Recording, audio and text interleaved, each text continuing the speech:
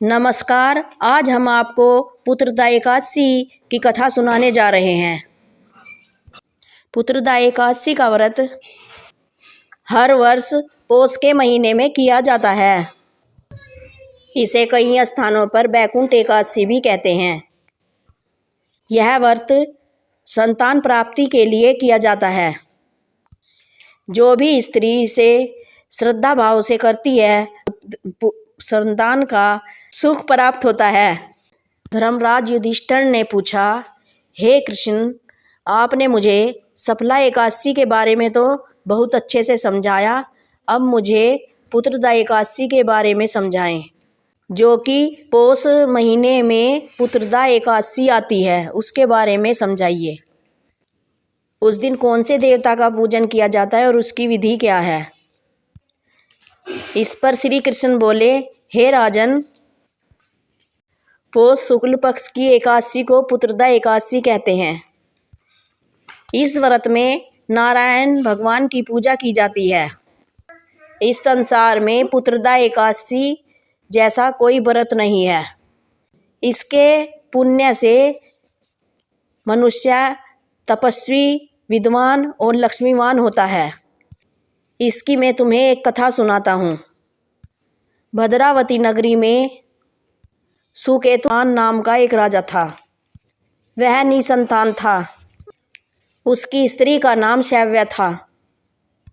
वह निसंतान होने के कारण चिंतित रहती थी। उस पुत्रहीन राजा के पितृ उससे रो रो कर पिंड लेते थे और सोचा करते थे कि इसके बाद हमें कौन पिंड देगा। इधर राजा को भी बंधु बांधव, मंत्री मित्र, राज्य, हाथी घोड़ा आदि से भी संतोष न रहा था। उसका एकमात्र कारण पुत्रहीन होना था। वह ये सोचा करता था कि मेरे मरने पर मुझे कौन पिंड देगा।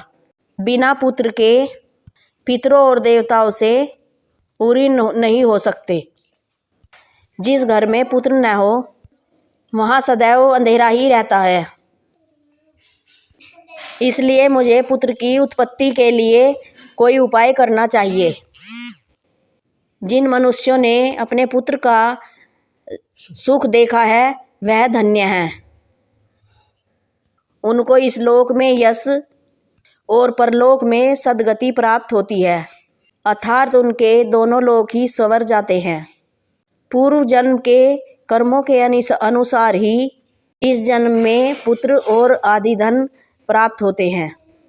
इस तरह राजा रात दिन इसी चिंता में लगा रहता था। एक दिन राजा ने अपना शरीर त्यागने की सोची। फिर सोचने लगा कि आत्महत्या करना महापाप है। राजा इस तरह विचार कर दिन छिपे वन में चला गया। राजा घोड़े पर सवार होकर इस तरह वन में पक्षियों और वृक्षों को निहारने लगा। उसने देखा कि वन में सूअर, हिरन, शेर, बंदर सब घूम रहे हैं। हाथी अपने बच्चों और हथनियों के साथ घूम रहे हैं। उनके दृश्य को देखकर राजा विचार में मग्न हो गया। अब राजा को भूख प्यास सताने लगी। वह सोचने लगा कि मैंने बहुत यज्ञ किए हैं और ब्राह्मणों को बहुत ही भोजन करवाया है, परंतु फिर भी मुझे यह दुख किस कारण मिल रहा है। राजा प्यास के कारण व्याकुल हो गया और पानी की तलाश में आगे बढ़ा। कुछ दूरी पर जाने के बाद वह एक सरोवर पर पहुंचा। उस सरोवर में कमल खिले हुए थे। उस सरोवर में सारस, हंस, मगरमच्छ सब थे। उस सरोवर पर ऋषि मुनियों के आश्रम थे। राजा ने ऋषि मुनियों को प्रणाम किया और उनके पास बैठ गया। राजा को देखकर ऋषिवर बोले कि राजा, तुम्हें देखकर हम बहुत प्रसन्न हुए। कहिए कैसे आना हुआ? राजा ने उनसे पूछा, हे मुनिवर, आप कौन हैं? अपने पधारने का कारण बताइए। मुनिवर बोले, हे राजन, आज पुत्रदा एकादशी व्रत है, जिसके करने से पुत्र की प्राप्ति होती है। हम लोग विश्व लोग हैं, इस सरोवर पर स्नान करने आए हैं। राजा बोला, हे मुनिवर, मैं भी निसंतान हूँ। यदि आप मुझ पर प्रसन्न हो तो मुझे भी पुत्र का वरदान दीजिए। मुनिवर बोले, हे राजन, आज पुत्रदा एकादशी है, आप इसका अवश्य ही व्रत करें। भगवान की कृपा से आपकी इच्छा पूरी होगी। मुनिवर के वचनों के अनुसार राजा ने उस दिन पुत्रदा एकादशी का व्रत किया और द्वादशी को पारण किया और मुनियों को प्रणाम करके अपने भवन को लौट गया। रानी ने गर्भ धारण किया और 9 महीने बाद उसके एक पुत्र प्राप्त हुआ।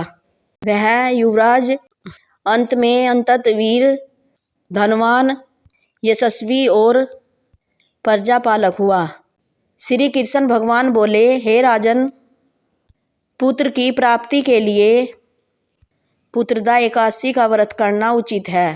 जो मनुष्य इसका श्रवण और पठन करता है उसको स्वर्ग की प्राप्ति होती है। बोलो विष्णु भगवान की जय, माता लक्ष्मी की जय।